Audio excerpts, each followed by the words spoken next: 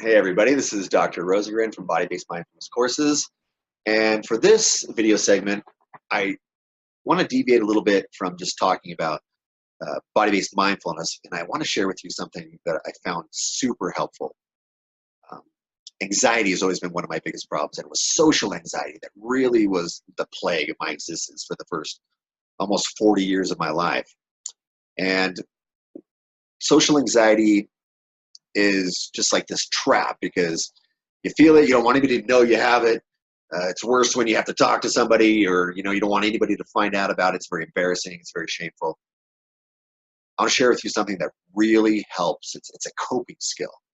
Now, there's a difference between healing and coping skills, but this coping skill can be really effective at taking your anxiety level from here and just bring it down a couple of notches. So if you have to function out with other people, with bosses, with coworkers, and whatever, you can. And this is called slow talk. And I may need to probably cut this into two videos, but for the first part here, one of the biggest problems you have when there's social anxiety is talking to people. It's hard in the first place. I remember I could barely even order pizza on the phone. I was so nervous. I hated it, and I felt stupid. I knew there's nothing wrong with it, but it was so overwhelming. Slow talk is a way to help you talk with other people and feel like you're in control. The worst part about talking to people when you have all this anxiety is you start to stumble over your words, and then you feel stupid and your face gets all red, and then you stumble some more, and it's just this downward spiral of negativity. So with slow talk, it allows the opportunity to practice talking really slowly so that when you need to, you can shift down into a lower gear. It's super helpful. Now, the process itself is kind of silly. In fact, it's kind of weird.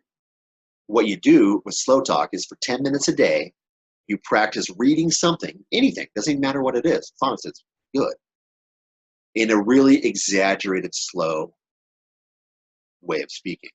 So if you were reading The Hobbit, you would read, "In a hole in the ground, there lived a hobbit." And you practice reading at that speed for 10 minutes. Now, you wouldn't want anybody to hear you doing that. It sounds really dumb. But what it accomplishes is it gives you this muscle memory in your speech patterns. People think, they can hear the advice. All you got to do is just slow down your speech. People think, oh, I can do that. That's easy. Except for when it's high stress, you're going to revert back to what you've practiced. And so you got to do this slow talk for 10 minutes a day. And as you do that, and I guarantee you it works, because it worked for me and it was great. It allows you to, again, to shift gears. Think of a car shifting down into first gear. And once you can get control over your voice, once you can get control over the shakiness, if you need to slow down, when you slow down, people kind of go, okay, he's got it together. You're not stumbling over your words, and you're not stuttering, and you're not losing track of what you want to say in the middle of what you're saying.